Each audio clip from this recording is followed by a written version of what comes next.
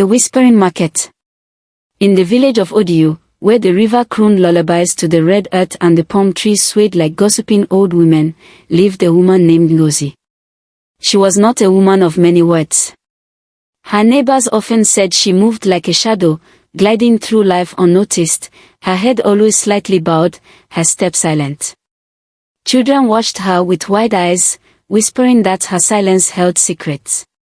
Elders pitied her quiet life, assuming it was the grief of a woman who had loved and lost too much.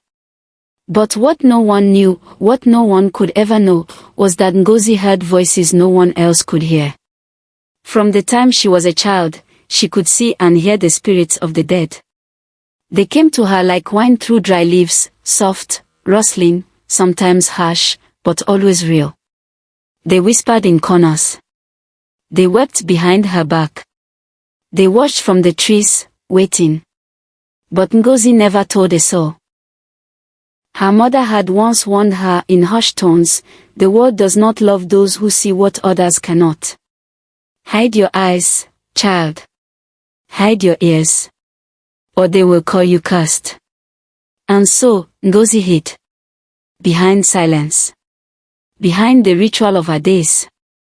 She woke before the cock crow, swept her compound clean, fed her goats, and tended to her small yam farm. On market days, she wrapped herself in a simple wrapper, tied her headscarf tight, and walked into the heart of the village. The market was a place of color and noise, women calling out prices, children darting through stalls, the scent of roasted plantain and spices thick in the air. Ngozi kept her eyes low, buying only what she needed, speaking only when necessary. But on one such morning, as the sky hung heavy with the promise of rain, something changed. Ngozi had just bought groundnuts from Mama Ifeoma's store when she felt it, a chill that sliced through the humid air. Her body tensed.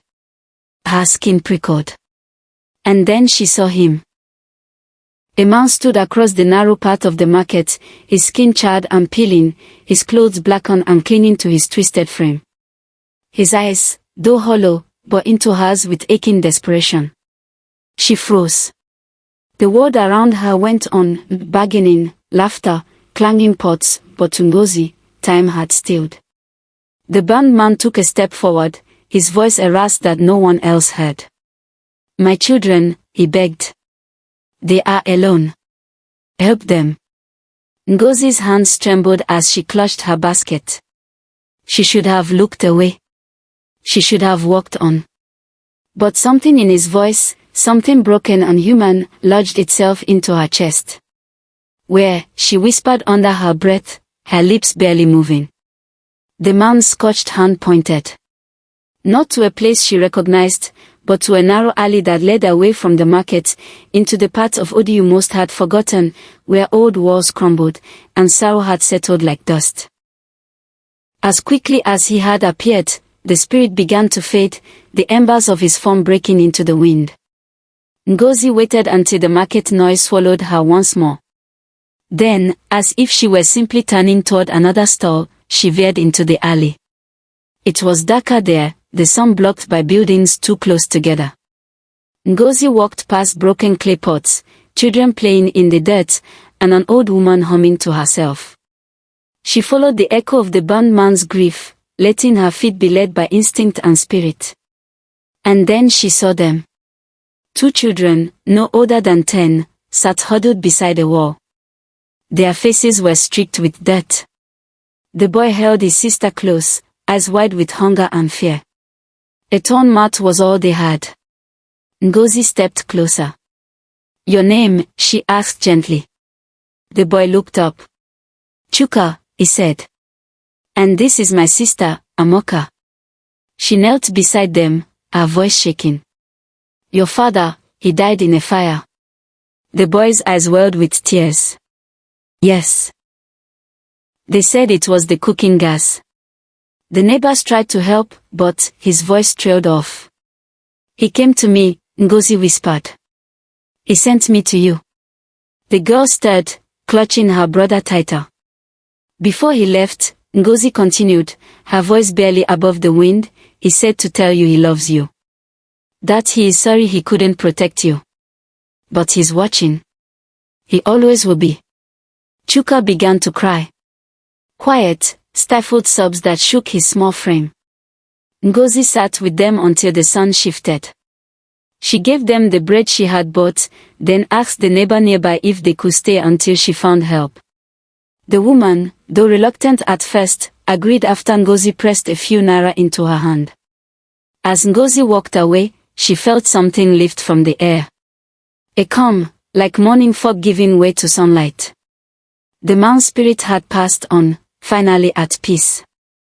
But peace is never without cost. That evening, as the sky turned from gold to ash and the cicadas began their nightly chorus, Ngozi sat outside her home, staring at the red earth. The silence that had always been her sanctuary now felt heavier. And then she felt it. A shift. The air paused. The trees groaned softly. The ground seemed to breathe. Ngozi closed her eyes.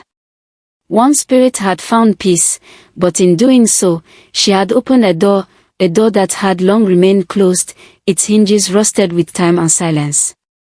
Now, from the other side, more were stirring. She heard a murmur at the edge of her hearing. Faint. Weary. Ngozi. Her heart skipped. Not one voice. Many. It was as if a forgotten word had noticed her. And it would not forget. That night, Ngozi dreamed of rivers made of ash, and faces reaching out from beneath the surface. She woke before dawn, her chest tight with something she could not name. She had helped a spirit cross, and in doing so, she had pulled back the veil. Now, the whispering had begun. And they were calling her the woman in white. The days after Ngozi helped Chuka and Amoka pass like clouds, slow and weightless, yet heavy with meaning. Something in the world had shifted. She could feel it. She moved through the village with the same quiet gait, wrapped in her usual faded wrapper, but nothing was the same. The spirits no longer waited for her to find them, they found her. At first, it was just the whispers. Soft murmurings beneath the rustle of leaves. Voices that tickled her ear as she bent to tend her yams. Sighs that echoed in her compound as she stirred soup over the fire. She tried to ignore them. To retreat into silence, as she had done all her life. But one spirit refused to be ignored. It began one evening just before dusk. Ngozi had gone to fetch water from the stream that cut through the edge of Odio. As she dipped her calabash, the air turned cool, unnaturally so. A breath of ice in the middle of the dry season. Then she saw her. A woman in white. Dressed in a veil so sheer it looked like mist. She stood at the water's edge, silent, unmoving. Her head was bowed, and her hands hung limp at her sides. But Ngozi felt her gaze like a hand on her shoulder. The moment stretched long and thin. Then the woman lifted her head. Ngozi gasped. Beneath the veil, her face was pale and hollow, her eyes vast lakes of grief. When she opened her mouth, her voice barely rose above a whisper. I cannot find my child. And just like that, she vanished, her form unraveling into mist and water. Ngozi clutched the calabash to her chest, heart pounding. She looked around. No one else seemed to notice. A boy chased a goat nearby. An old woman washed cassava by the rocks. But none of them had seen the woman in white. That night, the spirit came again. Ngozi woke to find her standing just outside the window, unmoving, watching. And again, she said the same thing. I cannot find my child. Ngozi sat up, drenched in sweat. Her hands trembled as she lit a small lamp and whispered a prayer. But the woman in white did not leave until the sky lightened. For days, the haunting repeated. Always the same woman. Always the same words. And each time, the cold in her presence deepened, an aching chill that sank into Ngozi's bones and clung to her skin long after the spirit disappeared. She could no longer deny it. This woman needed help. The next market day, Ngozi sought out the oldest women in the village. Women who had lived through wars and famines. Women whose backs had curved under the weight of knowledge not written in books. She found Mama Yudoka near the palm oil stalls, her white hair tied in a knot, her eyes sharp despite the years. "Mama," Ngozi said, bowing respectfully. "I need to ask about the river. About a woman who died, searching for her child." The old woman's gaze sharpened. "What have you seen, child?" Ngozi hesitated, then told her. "Not everything, but enough." Mama Yudoka nodded slowly. "You have seen her. The White Widow. That's what our mothers called her. Long ago, before even my time, a woman named Onika was sent away by her husband's family after a troubled birth. She had lost the baby, or so they thought. But she believed the child lived, that the midwife had taken her. She wandered to the river every day, asking the spirits for her child back. One night, during the rainy season, she never returned. Some say she threw herself into the water. Others, that the river took her. But her spirit remained. Always searching. Ngozi's stomach twisted. "How do I help her?" "You don't," the old woman said softly. "Not without cost.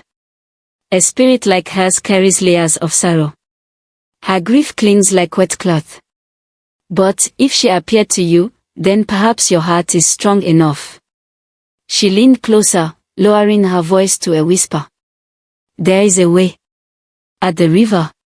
Ritual and song. You must call her by name. Guide her to the truth. Help her see what she couldn't before. Only then will she find peace." That evening, Ngozi returned to the river.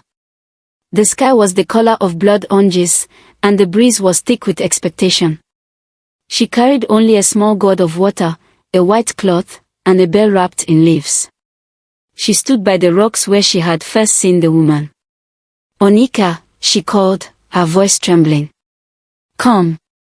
Let us search together." The code returned. Ngozi shivered as the spirit rose from the mist, veiled, broken, reaching. "I cannot find my child," the spirit whispered again. Ngozi stepped forward and unfolded the cloth on the ground. She began to sing, an old lullaby her mother used to hum, a tune carried down from women who had buried too many children. "Sleep, child, beneath the stars. The moon will hold you in her arms. Your mother's tears will find your face and carry you to gentle place." Onika's form flickered. Her hands trembled. Her veil lifted slightly in the wind. Ngozi raised the bell and rang it softly, letting the chime echo across the water. "You searched," Ngozi said, voice breaking. "You wandered, and your grief tethered you here. But your child has gone home. She is with the ancestors. She is waiting." The spirit let out a sound, a wail that was not of this world, aching and raw. The kind of sound that comes when grief finds release. And then, she smiled. The first smile Ngozi had seen from a spirit. Her form shimmered, turning golden at the edges, and then faded like mist at dawn. Ngozi collapsed. Her strength drained from her like water from a cracked pot. Her knees buckled, her body cold. She lay there for what felt like hours, the stars beginning to prick the sky above her. When she finally returned home, it was well past midnight. Her limbs were heavy. Her head throbbed. She felt like her very soul had been stretched. That night, the whispers came louder. They no longer waited for silence. They screamed through her dreams. They filled the corners of her house. Some wept. Some shouted. Some simply stood in silence, watching. Ngozi stopped sleeping. Each time she closed her eyes, another spirit came. A mother searching for her son. A child struck by lightning. A man buried where he should not have been. Ngozi tried herbs. She burned leaves. She prayed. But the door had been opened. Her gift, once muted and secret, had become a beacon. Even her goats grew uneasy. They bleated at shadows. The flames in her heart burned strange colors. The village children stopped playing near her compound. Whispers began to spread about the woman who talked to herself, who stared at corners, who wandered the roads at odd hours with tired eyes. Her health began to unravel. Her cheeks grew hollow. Her steps slowed. She lost weight. But still, the spirits came. One night, she stood by her doorway and cried. "Why me?" she whispered into the night. "Why now?" The wind answered with a rustle of leaves. And in the distance, a child's laugh echoed, followed by silence. Ngozi knew then, this was only the beginning. Trapped by grief. There was a time when Ngozi could still walk through the market without feeling like she carried the weight of the entire spirit world on her back. But those days were gone. Now, every path, every shadow, every whispered breeze brought a presence with it. She no longer had to look for the spirits. They were waiting. Some were kind. Some were confused. But lately, some were loud. Filled with emotion. Heavy with unrest. Two spirits in particular haunted her daily, a man with fire in his eyes, and a woman whose sorrow cracked her voice like dry earth. They didn't haunt her together, but separately, always shouting, always pleading, always demanding she hear only their side. The man, Akena, appeared at sunrise, always standing by the yam barn, arms folded, jaw clenched. The woman, Adiz, came at dusk, weeping by the well, her dress torn and her voice trembling with betrayal. They were lovers once. That much was clear. But whatever bound them had unraveled into a knot of accusations, bitterness, and ghostly torment. "I gave her everything," Akena would shout. "And she cast me aside for lies. He never believed me." Adiz wept. "I was faithful, but he let gossip turn his heart to stone." Ngozi tried to ignore them. For weeks, she buried herself in chores, hoping they'd tire of haunting her. But their cries grew louder, overlapping, poisoning her days with resentment that wasn't hers, and suffocating her nights with dreams of betrayal and death.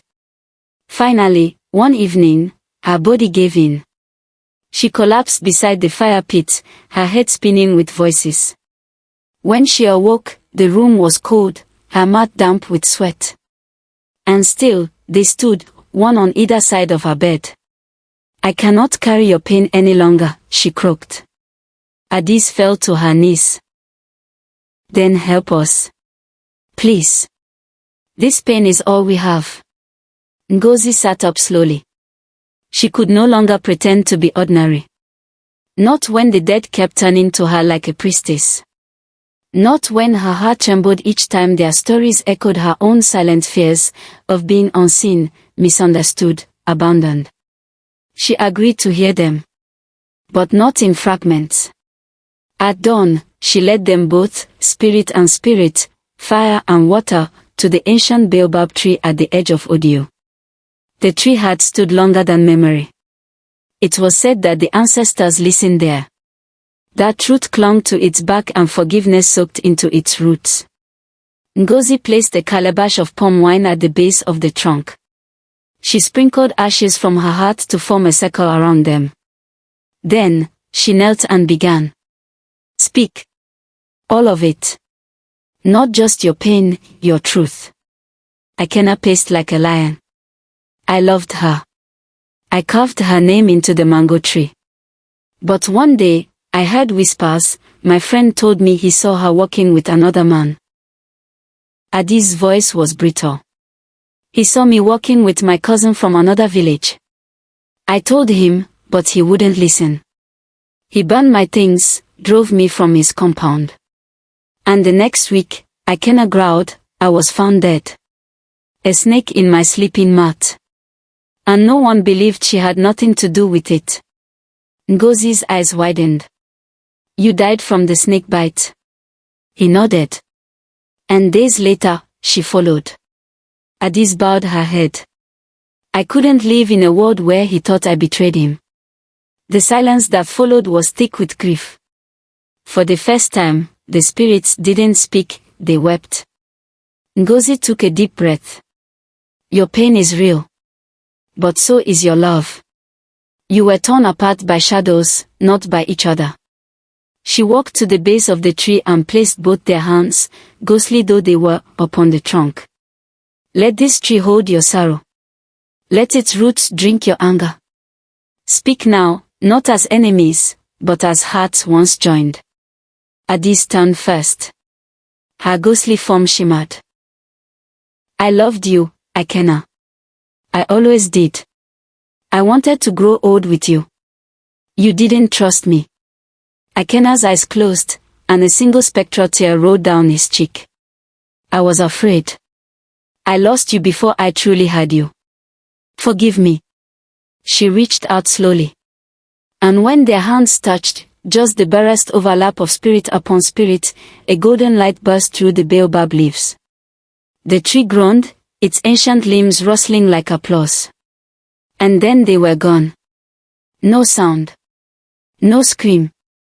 Just a soft sigh, and the sweet scent of hibiscus in the air. Ngozi sat alone beneath the tree until nightfall. Her heart felt both light and weary, as if she had just given birth to silence.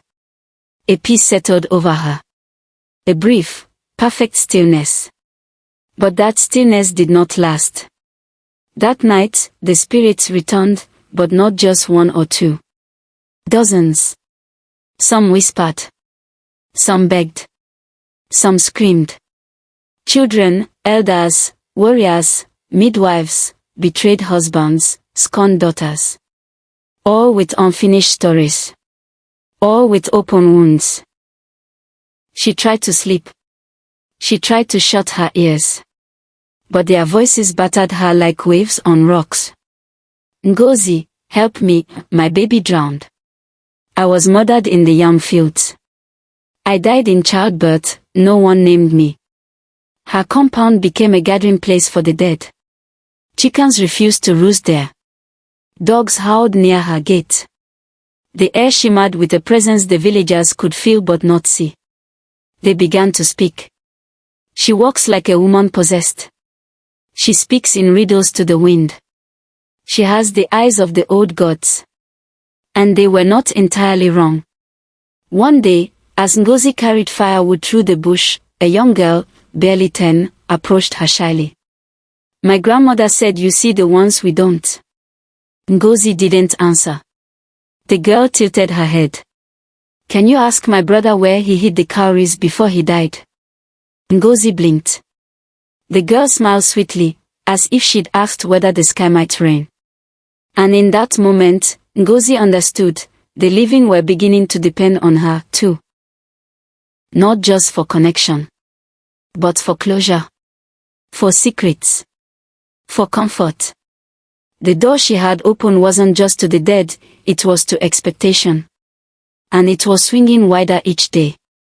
That night, she wept beside her hearth, the flames low and crackling. I never asked for this, she whispered. A soft wind rustled the leaves above her roof. And then a new voice, gentle, ancient, barely audible. But you answered.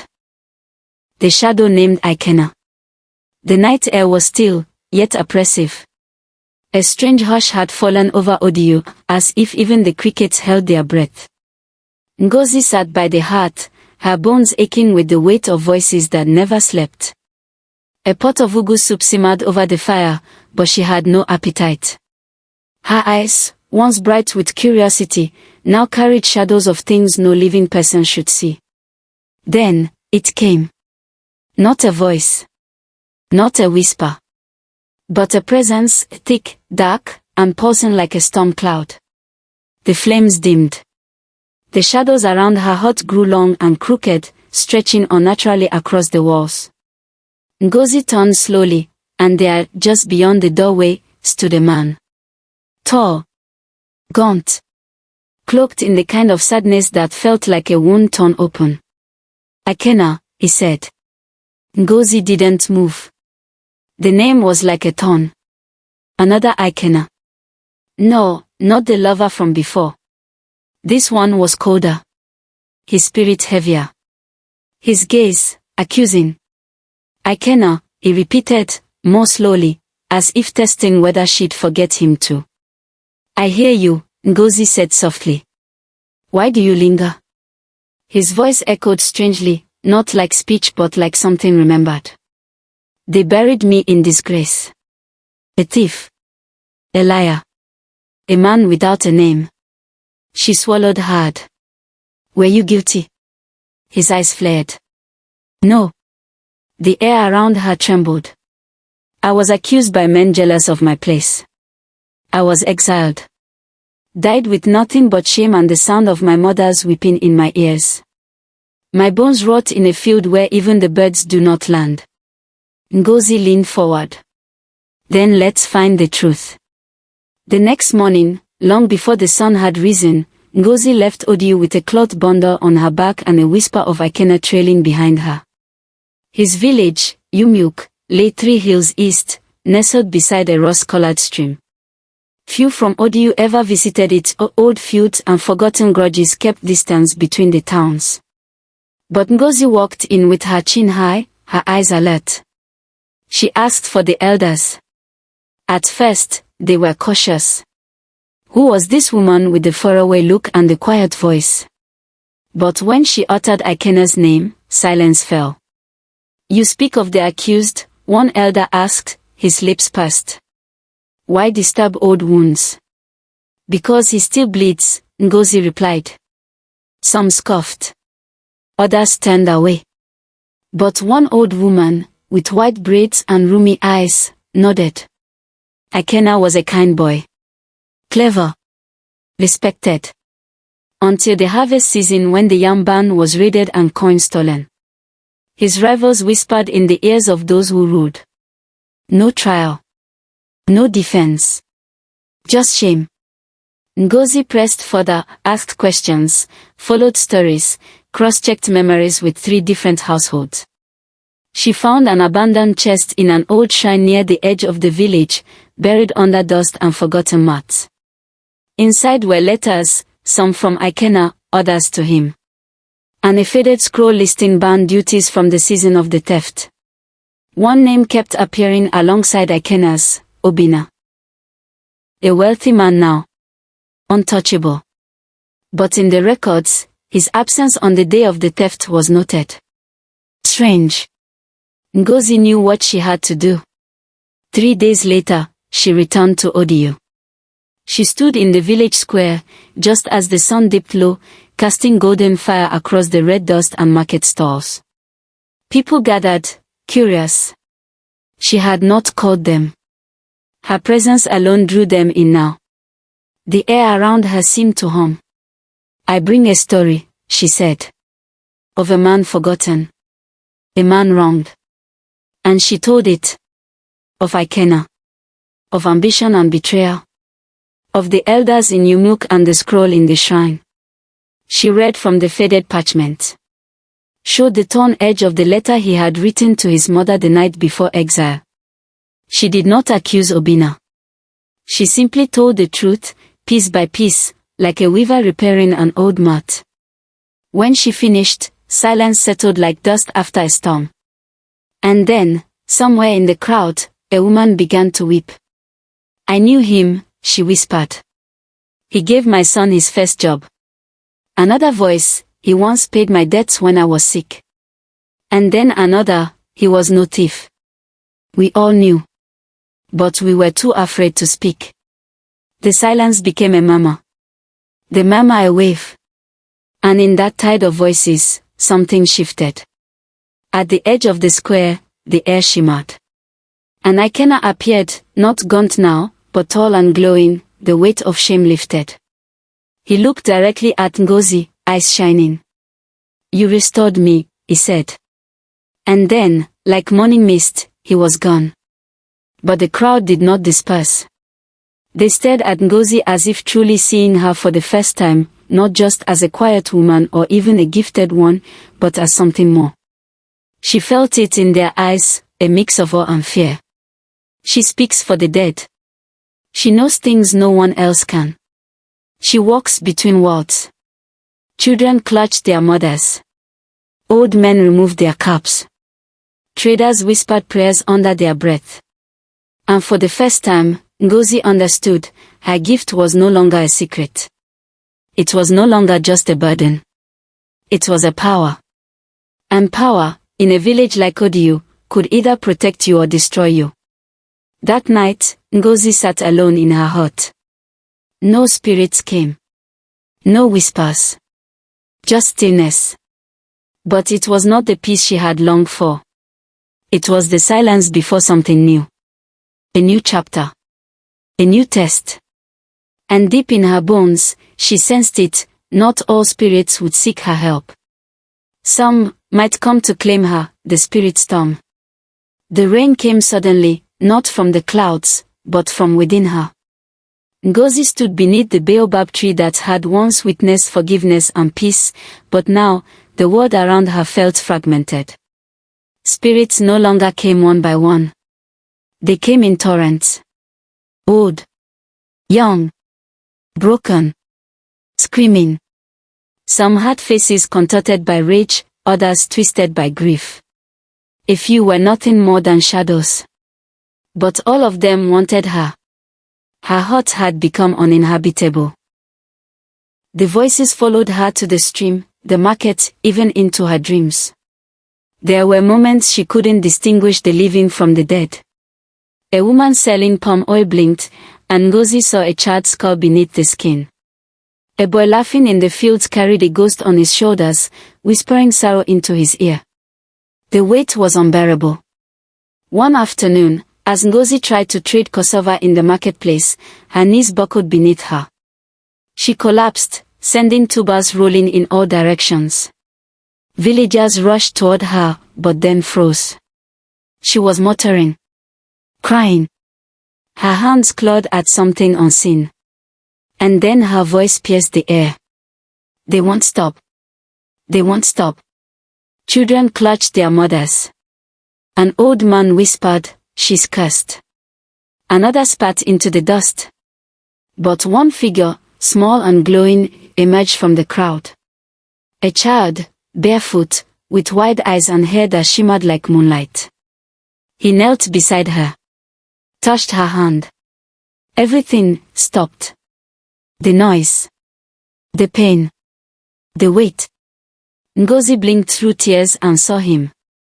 A gentle smile. Not a ghost, not quite a dream. You're different, she whispered.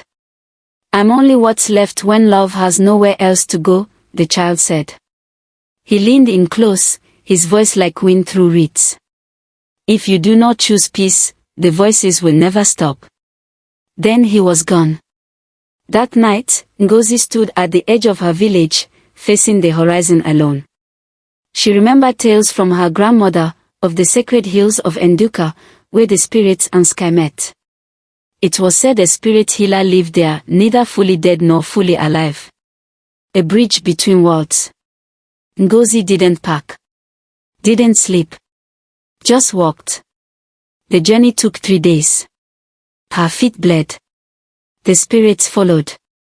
But somewhere between exhaustion and madness, she reached the misty ridge where wind carried no scent and trees whispered in languages older than memory. At the summit, an ancient woman waited, skin like cracked earth, hair flowing like waterfalls. You took your time, the spirit healer said, eyes glowing white. I've been expecting you for 37 years. Inside a cave blanketed in blue moss, they sat in silence. Ngozi, hollowed out. The healer, still as stone. You're a spirit walker, the old woman said at last. Ngozi blinked. What does that mean? There are many who see spirits. Few who can speak to them. Rarer still are those who can lead them to peace. But only once every 100 years is a spirit walker born, one who can hear, carry, and balance the cries of the dead without being consumed. Then why am I breaking? Ngozi asked, voice shaking. Why does it feel like I'm being torn apart? Because you've been trying to be human, when you are not only that. You walk in 2 words, and now, you must choose. Choose. Embrace the path fully, or return to silence. Either way, the storm ends. Ngozi sat in silence. Her thoughts tangled like vines. The dead had found peace through her. But she had lost so much, her sleep, her privacy, her place among the living. Could she live like this forever? Does it end? She asked. The pain. The healer gave a sad smile. It never ends. But it changes. Then she handed Ngozi a small carved stone, half obsidian, half bone. This is the vessel. You must place it in the fire of knowing and speak your decision. That night, under the dark velvet sky, Ngozi entered the circle of fire, a ring of sacred flame that did not burn the skin but illuminated the soul. She stood within it, stone in hand, heart pounding. All around her, spirits gathered, hundreds, maybe thousands. Familiar ones. The veiled mother. The lovers. Akena. Even the child with moonlight hair. They said nothing. They waited. Ngozi lifted the stone. I was born in silence. But I have learned the language of sorrow, of memory, of unfinished stories. I did not ask for this gift. But I will not turn away. She stepped forward. I choose to walk with the dead. I choose to carry them so the living may be free. She cast the stone into the flame. A roar. The sky cracked open. And something inside her shifted. The spirits bowed, not out of pity, but reverence. And in that moment, Ngozi glowed. Not with fire, but with knowing. She had become not just a woman who listened, but a keeper of the threshold. When she returned to Odiu, the village fell silent. Children stared. Mothers whispered prayers. The chief summoned her. You were gone for 7 days. The spirits have been quiet. Ngozi nodded. They now wait until I call. The chief cleared his throat. Some say you are dangerous. Others say you are chosen. I am both, she said. Then she turned and walked back to her hut. That evening, a woman knocked on her door. Her son had died in an accident years ago. She couldn't sleep. Could Ngozi? And just like that, the line began to form. But that night, as Ngozi sat beneath the stars, sipping warm water, a final spirit appeared. An old woman with skin like hers. Eyes that glistened with recognition. You have come far, the woman said. Ngozi stood, heart racing. Who are you? I am the one who passed this gift to you. Your grandmother was my daughter. But she silenced her gift out of fear. You did not. The spirit stepped closer. You are Ngozi, yes, but before that, your name was Amora, daughter of the Whispering Hills. Born with ears that hear what others cannot. Ngozi's knees buckled. You're my blood. The spirit nodded. And now, you are the beginning of a new legacy. One day, another will come. And you must teach them. Ngozi, trembling, whispered, what do I call you? The spirit smiled, tears falling like morning dew. Call me mother. And so the woman once seen as strange and cursed became a legend. Ngozi the spirit walker. The one who heard the cries no one else could. The one who chose to carry the weight so others didn't have to.